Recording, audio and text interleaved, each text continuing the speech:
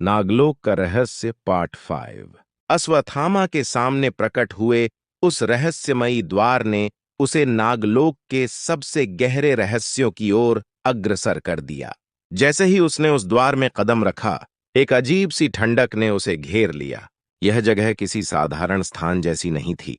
दीवारें जीवित प्रतीत हो रही थीं, जैसे वे हर कदम पर उसकी निगरानी कर रही हों। वातावरण में एक रहस्यमय ऊर्जा व्याप्त थी जो उसकी आत्मा को विचलित कर रही थी। अश्वत्थामा को पता था कि वह अब अंतिम चरण में प्रवेश कर चुका है। उसके पास अब पीछे हटने का कोई विकल्प नहीं था। उसके सामने 3 अलग-अलग रास्ते थे और हर रास्ता एक अलग दिशा में ले जा रहा था। वह समझ नहीं पा रहा था कि कौन सा रास्ता सही है।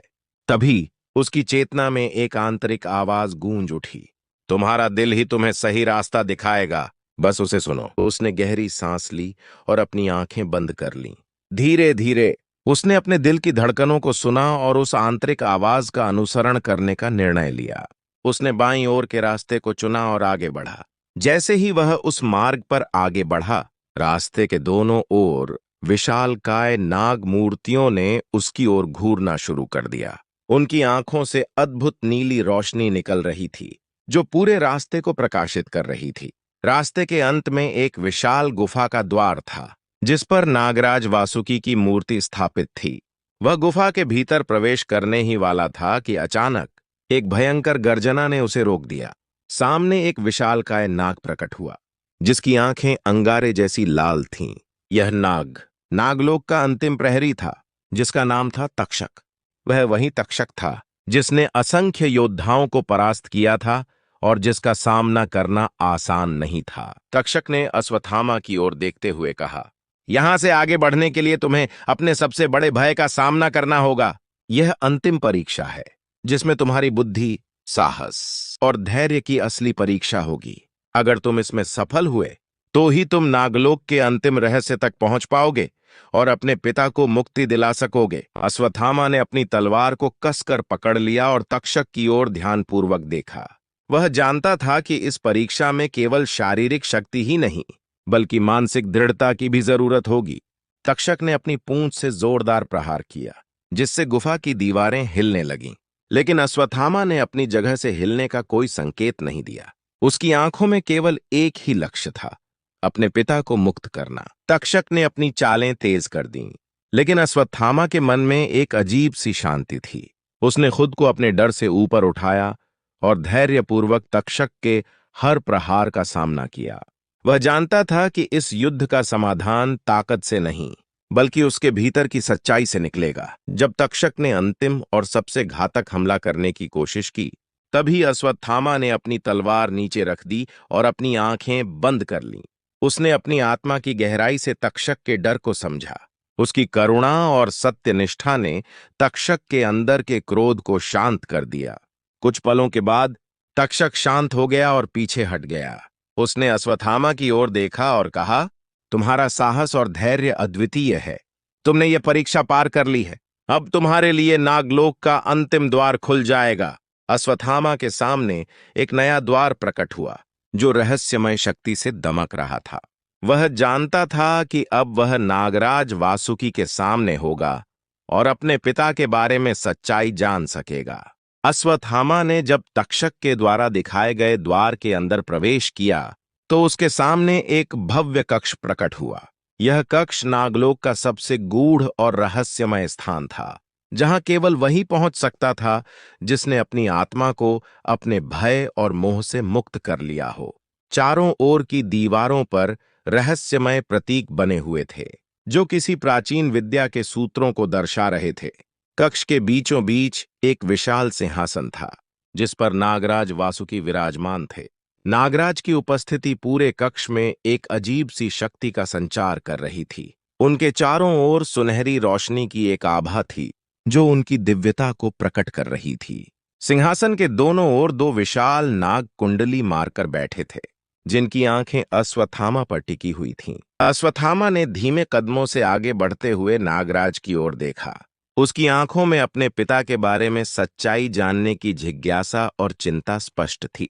उसने सम्मानपूर्वक सिर झुकाते हुए कहा, महान नागराज, मैंने सभी परीक्षाओं को पार कर लिया है। अब कृपया मुझे मेरे पिता के बारे में बताएं। वे इस रहस्य की खोज में यहाँ आए थे, लेकिन वापस नहीं लौटे। मैं उनकी खोज को पूरा करना चाहता हूं और उन्हें मुक्त करना चाहता हूं। नागराज ने गहरी और गंभीर आवाज में कहा। तुम्हारे पिता, जो एक महान साधक थे, यहाँ नागलोक के गहरे रहस्यों को समझने आए थे, लेकिन उन्होंने एक भूल की। उन्होंने नागलोक के नियमों को तोड़ने का प्रयास किया। यहाँ पर आने का मतलब केवल रहस्यों को जानना नहीं है, बल्कि उसे समझना और आत्मसात करना भी है। अश्वत्थामा का दिल तेजी से धड़कने लगा। वह जानना चाहता था कि उसके पिता ने क्या गलती की थी और वे अब कहाँ हैं। नागराज ने अपनी कुंडली को सीधा किया और एक पुराने ग्रंथ की ओर इशारा किया, जो उनके सिंहासन के पास रखा हुआ था। उन्होंने कहा, तुम्हारे पिता ने इस ग्रंथ को पढ़ने की कोशिश की थी, जो नागलोक के सर्वोच्च रहस्य को उजागर करता है, लेकिन वे इसके रहस्यों को पूरी तरह से समझ नहीं पाए और इसी कारण वे यहां से मुक्त नहीं हो सके। अश्वत्थामा की आंखों में आंसू आ गए। उसने दृढ़ निश्चय से कहा, मैं अपने पिता को मुक्त करना चाहता हूं, चाहे इसके लिए मुझे कोई भी परीक्षा देनी पड़े। मैं तैयार हूं। नागराज ने अश्वत्थामा की भावना को समझते हुए कहा, तुम्हारे पिता को मुक्त करने के लिए तुम्हें एक आखिरी बलिदान देना होगा। वह बलिदान तुम्हारे स्वयं के अहंकार का होगा। अगर तुम अपने अहंकार को त्याग सकते हो, तो तुम अपने पिता को इस बंधन से मुक्त कर सकते हो। अश्वत्थामा के लिए यह चुनौती आसान नहीं थी। उसने अपने पूरे जीवन में संघर्ष किया था और उसके हर संघर्ष के पीछे उसके अहंकार की ही भूमिका थी। लेकिन अब अपने पिता की मुक्ति के लिए उसे इस अहंकार को छोड़ना था। उसने अपनी आंखें बंद कीं और ध्यान में लीन हो गया। उसकी आत्मा ने एक गहन शांति और समर्पण का अनुभव किया। कुछ ही क्षणों में वह अपने भीतर से सारे अहंकार को त्यागने में सफल हो गया। जैसे ही उसने यह बलिदान दिया, कक्ष में एक अद्भुत प्रकाश फैल गया। नागराज ने संतोषजनक मुस्कान के साथ कहा, तुमने अपनी अंतिम परीक्षा भी सफलतापूर्वक पूरी कर ली है। अब मैं तुम्हारे पिता को इस बंधन से मुक्त करता हूं। अश्वत्थामा ने अपनी आंखें खोलीं और देखा कि एक दिव्य प्रकाश से घिरे हुए उसके पिता प्रकट हुए। उनकी आंखों में कृतज्ञता और प्रेम का भाव था। उन्होंने अश्वत्थामा को गले लगाते हुए कहा, बेटा, तुमने वह कर दिखाया जो मैं नहीं कर सका। तुमने अपनी बुद्धिमानी, धैर्य और साहस से न केवल मुझे मुक्त किया, बल्कि नागलोक के रहस्यों को भी समझा।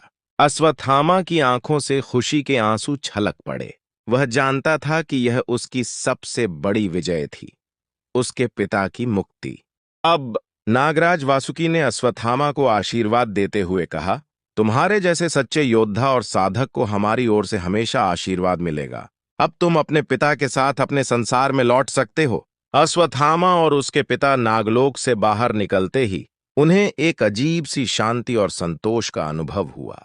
वे अपने घर की ओर बढ़ चले, जहां उनका परिवार उनकी प्रतीक्षा कर रहा था। अगर आपको यह कहानी पसंद आई हो और आप इसके रोमांचक अगले भाग को देखना चाहते हैं, तो स्टोरी मेकर चैनल को सब्सक्राइब जरूर करें।